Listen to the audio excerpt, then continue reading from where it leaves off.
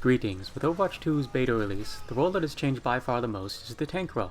Being stripped to only one tank per team, every tank getting much more health as well as power, and a few reworks, the tank role is by far the most different in Overwatch 2 compared to Overwatch 1. I decided to do an analysis after playing with the tanks for the past few days, and give my thoughts on everyone's power, fun, and possible spot in the meta.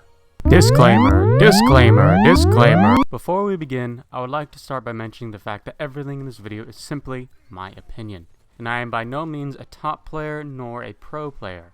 Everything in this video is also done with very new information and no ranked mode, so everything here is likely going to change. As people begin to learn with the new system, there'll be a much better meta set in place. This is simply my opinion on the matter and my best guesses on how each tank will do as the game moves on. This is also not a tier list. It is much too early to make one of those at this point in my opinion, though I am aware that some pros have done so. To make a tier list this early with hopefully more changes on the horizon, I believe doing so would be redundant. Lastly, I would like to give some background on myself.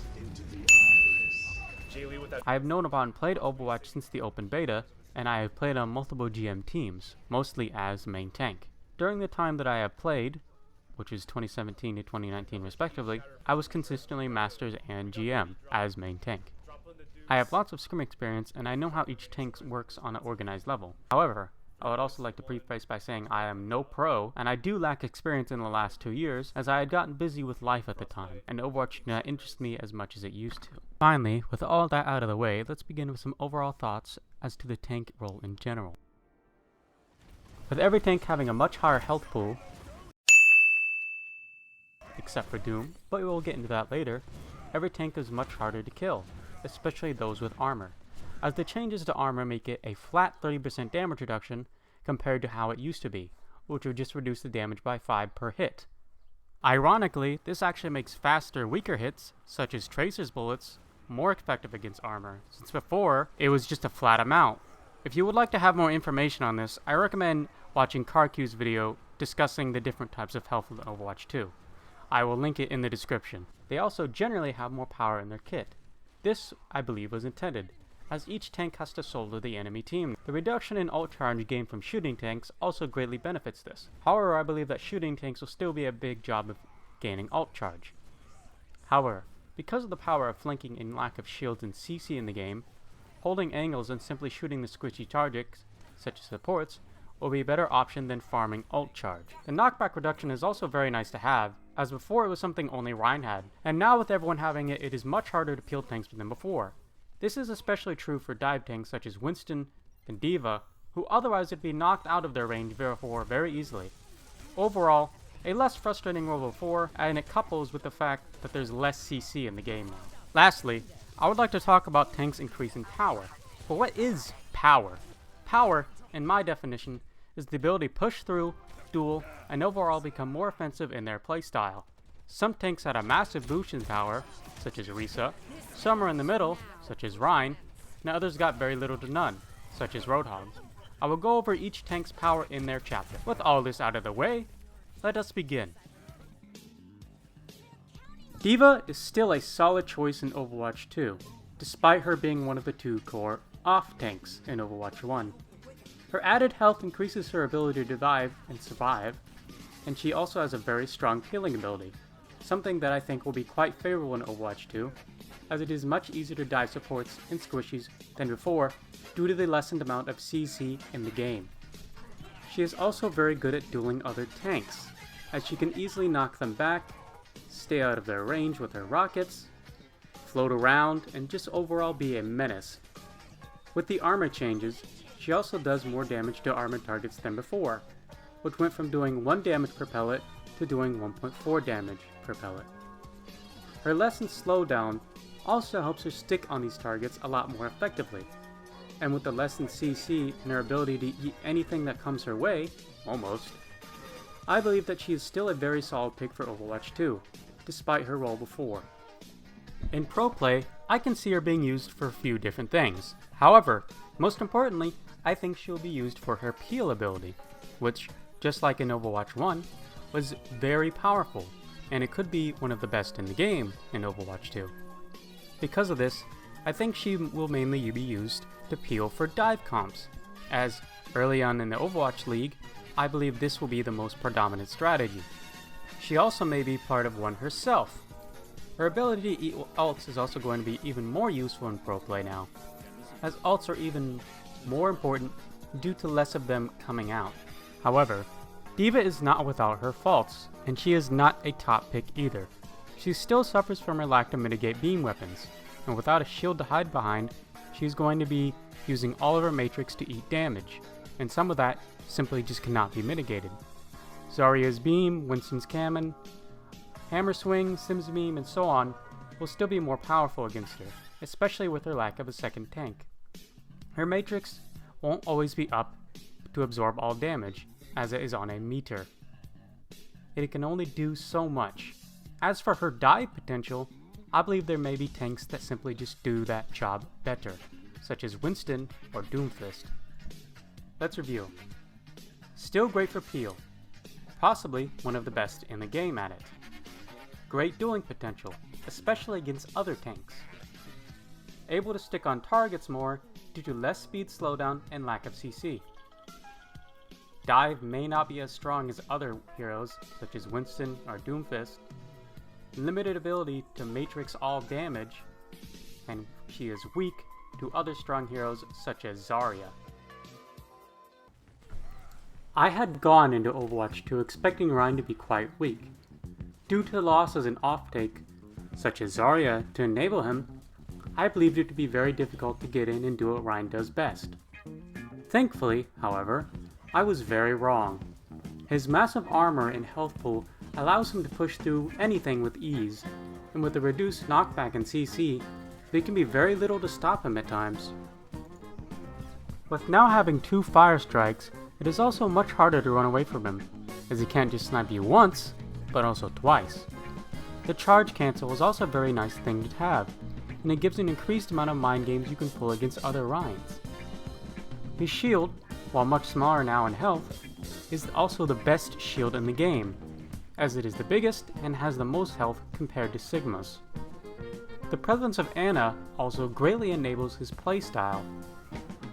Shatter is also a lot more effective now, due to way less shields being in the way to stop you from getting them. I can see Reinhardt being used in pro play on several maps that have chokes that can fit his shield through. Some that easily come to mind are maps such as King's Row, Eichenwald, and Lijiang Tower. These chokes will make it much easier for a Reinhardt team to push through, as the chokes in there are perfectly fit to fit a Reinhardt shield. And it can also put a stop to soldiers from sniping down your Ana from afar.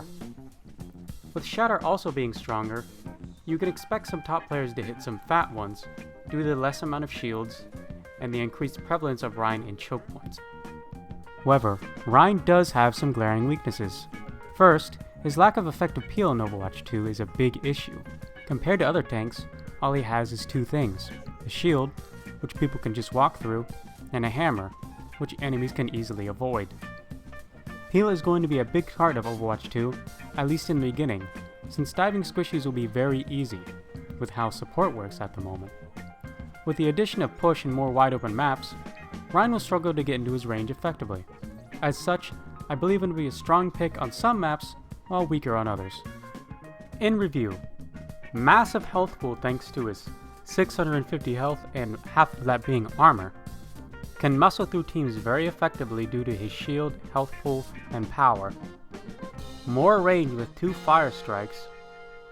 Quite possibly the best shield in the game. Shatter is also much stronger. Lack of peel means your supports better be on their A game. Lacking mobility and range. Wide open maps are going to make it hard for him to get into his effective range. Roadhog has it rough in Overwatch 2. He only received a minor health change and basically nothing else. He is in a very rough state at the moment. He truly lacks the ability to be a main tank, since in his design, he is very much so a fat DPS character. Can only really peel on an 8-second cooldown, and that ability to do so is quite limited. He has no barrier, he has no utility, barely a stun, and no armor. Well, the list goes on and on. Roadhog's current design is not particularly fitting to Overwatch 2 at the moment. That's not to say that Roadhog is completely useless.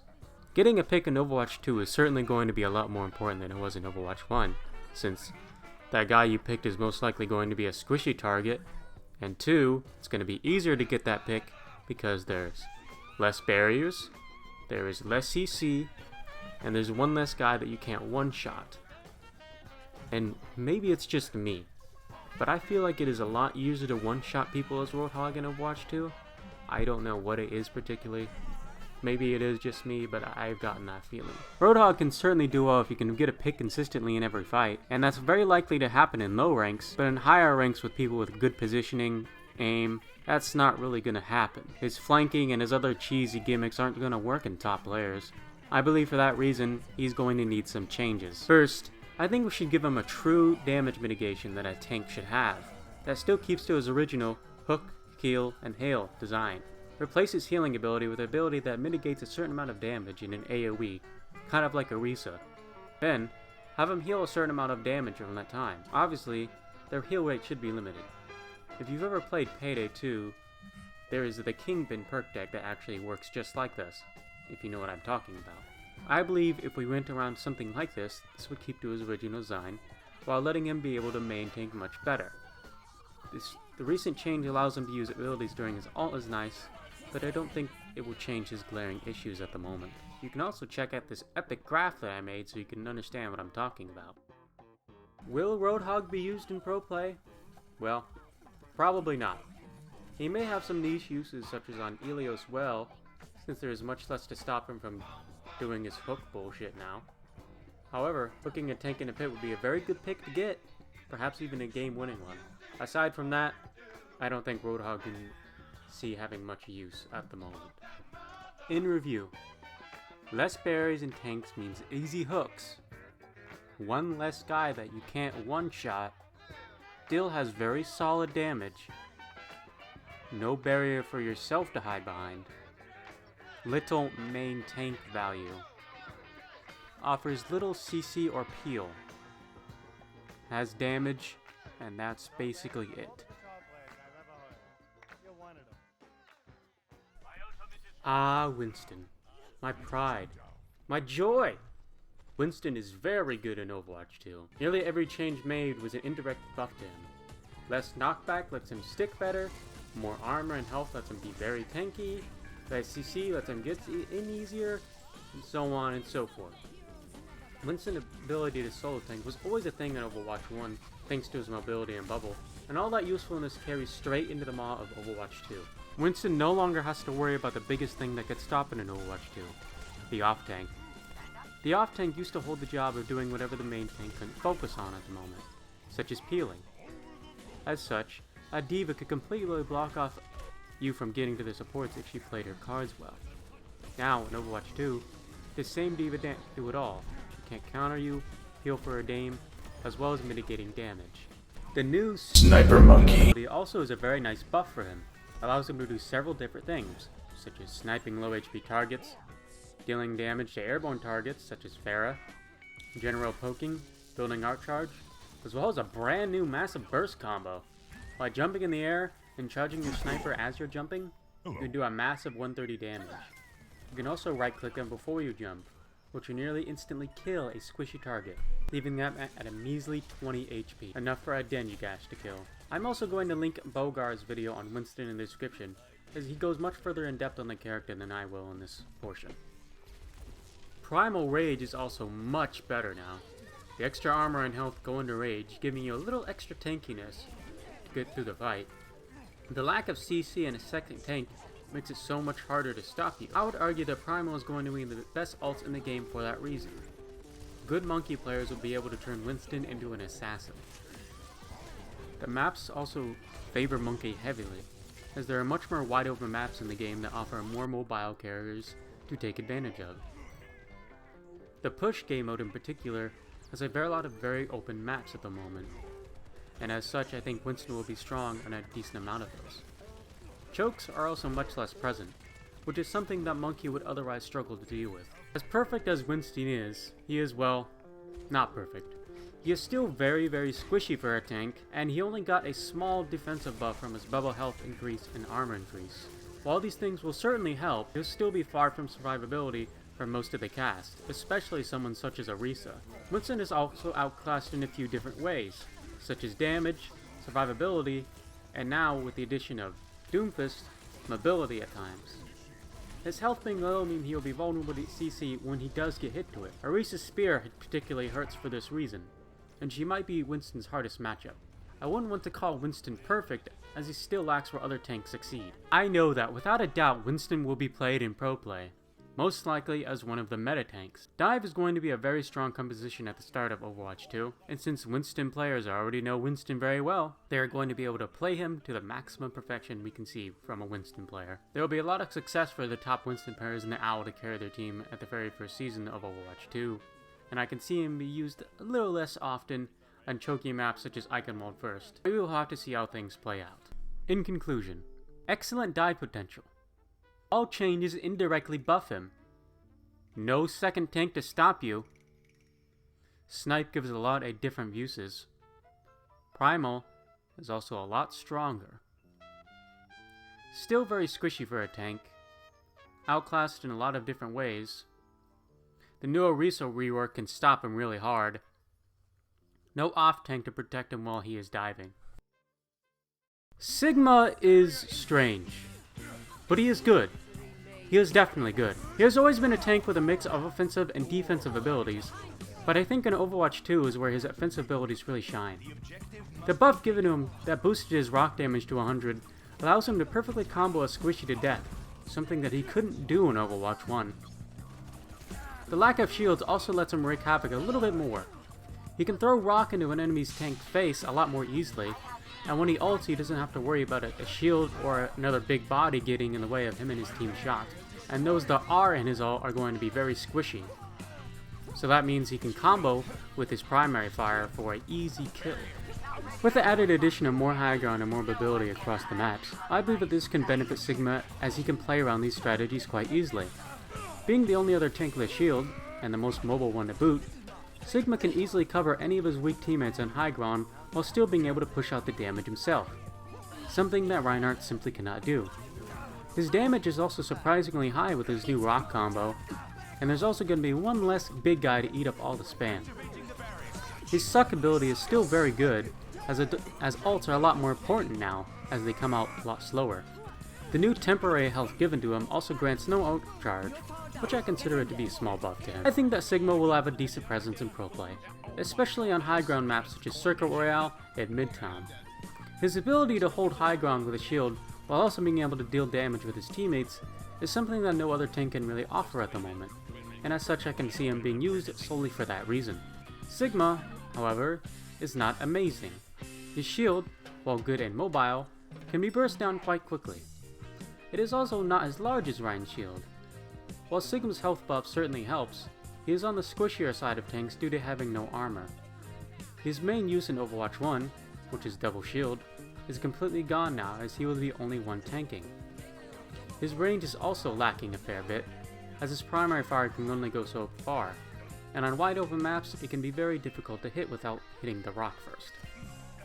He also has very little peel outside of his rock, and can only do so much with it to begin with. This can leave his team vulnerable to being dived.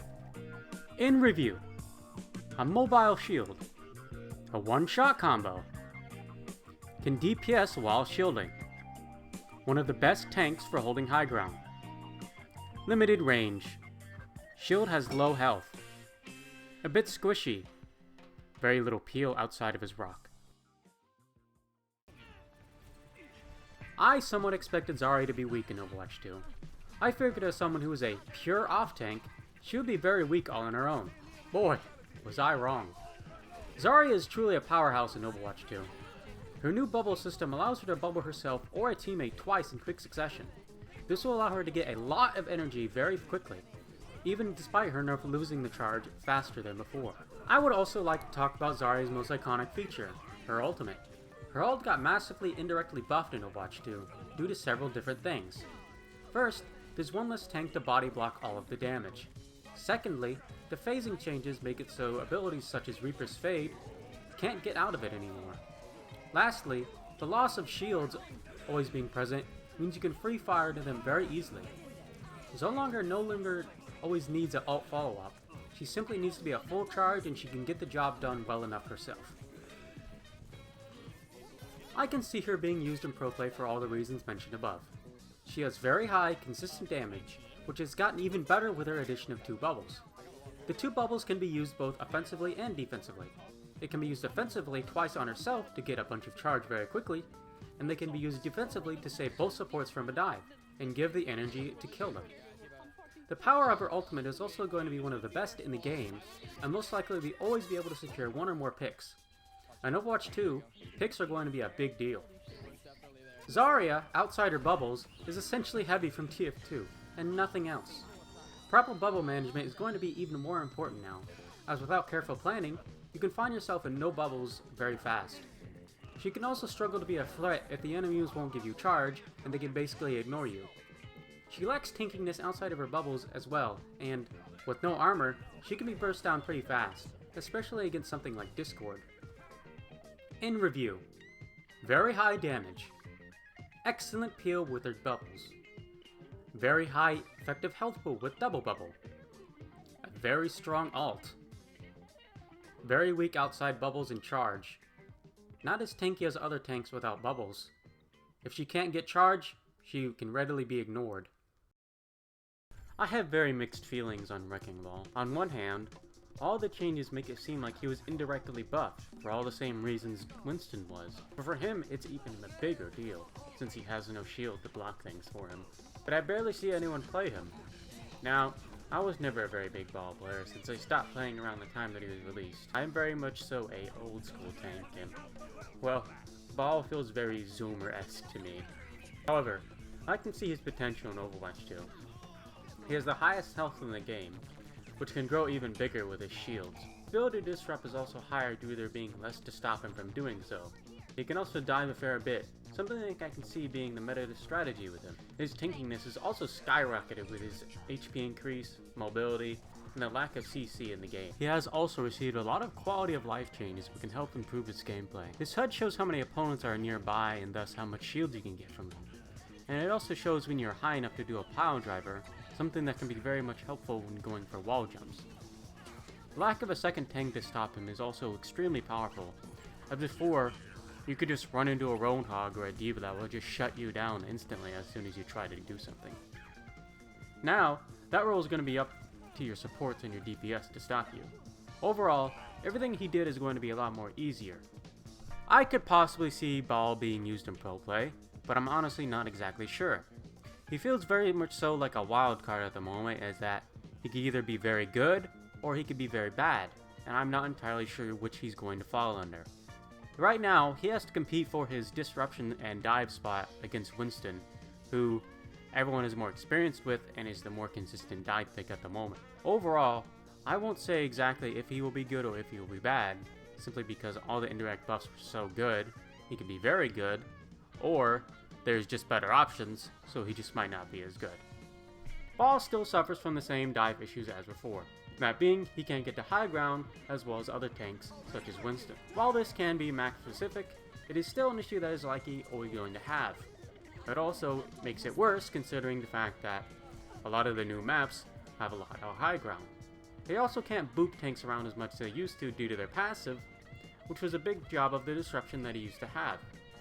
He also, in my opinion, has a lot lower consistent damage than other tanks such as Winston or even Doomfist. I think Ball, however, may be one of the best tanks in the game, once people are able to use him much more better. So his weaknesses are a lot less apparent in Overwatch 2 compared to Overwatch 1. This is why I have very much described him as the wildcard tank, as he could either be one of the best tanks or one of the worst tanks in the game. In review, extremely tanky with his shields and massive health pool. Indirectly buffed quite a lot. A dive meta may favor him very well. Disruption can be extremely powerful. Can be difficult to use properly. Other tanks may be better and more consistent at their dive potential. Can't screw up tanks like he used to be able to. Very much so a wild card at the moment. Wow. Okay. I wanted to save the reworks for last because there is a lot to them. Orisa, in my opinion, is one of the best possible reworks that Overwatch has ever done.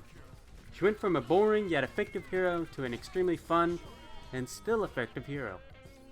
She changed from someone that would avoid brawling to being a brawler herself, which I think is very nice. She has some of the highest damage out of all the tanks in the game at the moment, especially at her spear, which does a lot of damage and one of the few stuns left in the game. Her new spinning ability helps her push through almost anything that can be used while she is fortified, making her essentially unstoppable. Her new Fortify allows her to be one of, if not, the tankiest tank in the game, due to the damage resistance, knockback reduction, headshot reduction, and extra health you can get on this. Her close range damage is unparalleled compared to the rest of the tanks, save for maybe Roadhog, as her primary fire actually does more damage up close now. If a 200 HP target is stuck to a wall with a spear at very close range, it will only take a full bullets to finish them off, basically guaranteeing the kill. And even if you land this at longer ranges, it can still be a very easy kill. She can push through team compositions with ease during her Fortify plus spin, and her spear also helps push through those tanks that don't have shields now. And it helps her get right into the bulk of the enemy team, if they can't stop her, and that's where she wants to be. Her new ultimate is quite interesting, as it has an insane amount of pull on it. The damage on it is okay, it's nothing too special. I believe you need to be around 65% charge to actually kill a 200 HP target with it, which gives them enough time to get out of it. But it does set them up in a great position for your team to follow up off your damage, and you can become extremely unkillable during it since you get a free Fortify. You can also use this for some cheeky pulls that I'm sure not everyone has figured out yet. She also has very good peel, as her spear plus spin is very effective against flankers and tanks alike to get them off your supports, and her close range damage and tankiness help support this. Overall, Orisa is a very effective close range brawler who can peel very well as well. Orisa isn't perfect, of course. Her loss of his shield makes her and her team constantly a big target, and even with all of her tankiness that she has, she needs heals often to keep her up in a fight. She also has decently long cooldowns, and it's easy for her to blow them all at once. Outside of her close range, she can struggle to do things effectively, as other tanks have more utility to offer than her. Her brawly counterpart, for example, has a shield and a big stun, which can be useful compared to what she offers, provided they can hit their shots, of course. I could see Orisa being used in pro play, however from what I've seen and what I've heard from the pros, they're using different comps at the moment. I believe that this is because diving is a very strong strategy at the moment, and brawl may be partly on the side. However, I do believe that she'll be used in some close range maps such as KarQ, where she will truly shine. I believe she will shine in the same kind of way Reinhardt does, with a close range, brawly composition. Let's review. Possibly the hardest tank to kill in the entire game. Amazing close range damage and peel. Can duel almost any character in the game. Ult can be used for some really cheeky plays. Very weak outside of cooldowns. Without good heals, she will die. Lacks true utility for her team. Reinhardt may be the better brawler than her.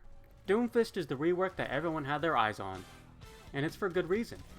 We never had a DPS converted into a tank before. I would say that it's been a great success. Doomfist's playstyle fits much more properly and fairly when put into the tank role, and he brings his own spice to the dive party. His mobility is one of the best compared to all the tanks, if not the best. When coupled with that is a large amount of disruption that he can apply to the enemy team. He can easily get in and out with his power block ability, which, after blocking 100 damage, will power up his punch to reset it, allowing him to escape or to keep up the offensive. His fist and slam also give him a large amount of AoE damage as well as crowd control, and he can easily boot teams off the map with this. His new slam also gives him a large amount of vertical mobility, especially when cancelled or cancelled into as a punch, which can essentially allow him to move anywhere on the map. Doom's damage potential is also still quite decent, as his primary fire can still do a lot of damage at close range, especially to squishies, and it is going to be your main damage output outside of abilities. It has a very tight spread, which is helpful when hunting people down. His charge-up punch can't one-shot people anymore, but with proper follow-up from primary fire and a good team behind him, he can be a real menace with it. His shields also greatly benefit his playstyle, even more than before, as he can get in, build health, reset punch with block, and continue fighting. His capability to dive almost anywhere, still do good damage, and escape quickly is going to be something our players are going to be able to get down to a science eventually. It is for that reason that I think many teams are going to have to pick between the two best dive tanks in the game at the moment, Winston or Doomfist. Doomfist I believe will be chosen for his insane mobility, disruption potential, and damage output. Maps that he can easily beat people off will be a prime pick for him. It will be a hard swap for many tank players to swap from Winston to Doom, but I believe something that is already underway. Doomfist will be a meta pick in the early days of Overwatch 2. I guarantee it. However, Doom is still weak in some areas. Outside of his shields, he has the lowest health pool of all tanks, even when compared to the Overwatch 1 health pool, being at only 450 with no shields or armor to back it up. Because of this, if he doesn't play his cards right with his blocking abilities, he can be killed extremely easily, especially when there's Discord around. Doomfist is a very feast or famine type character, and certain matchups can make him very much on the famine side. Tanks with good heal and damage such as Orisa and D.va, and possibly even Roadhog, will be a pain for him to deal with, and the current presence of Ana and her sleep dart is near instant death for him, as his power block does not negate it. While his mobility is very good, it can be hard for healers to keep up with him, since he has no way to mitigate the damage outside of his block. Winston, for example, can dive and still protect himself and his teammates with bubbles, has more consistent damage, is tankier overall, and has a much better ult, in my opinion. It is going to be a hard pick between these two, and I believe that Winston may fare a bit better in the dive department.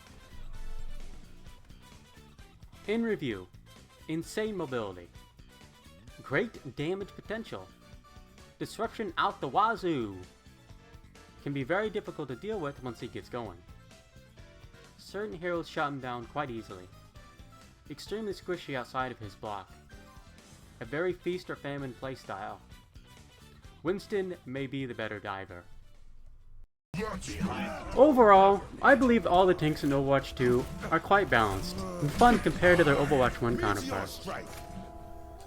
None of the tanks feel particularly dominant, and I think each of them have their own place in certain areas. While dive tanks such as Doomfist and Winston will likely be meta at the start of Overwatch League, I can see this changing as well as they continue to understand the new game at a better level. Some things may need some help, such as Roadhog, but other than him, I think everyone is in a pretty good spot. And thank you for watching! This video took a very long time to make, and I thank you very much so for watching. If you made it this far, I'm gonna say the tried and true, like and subscribe if you enjoyed the video. If enough people like this, I may do other videos discussing my thoughts on other things in Overwatch 2. Anywho, thanks for watching and have yourselves a damn good one.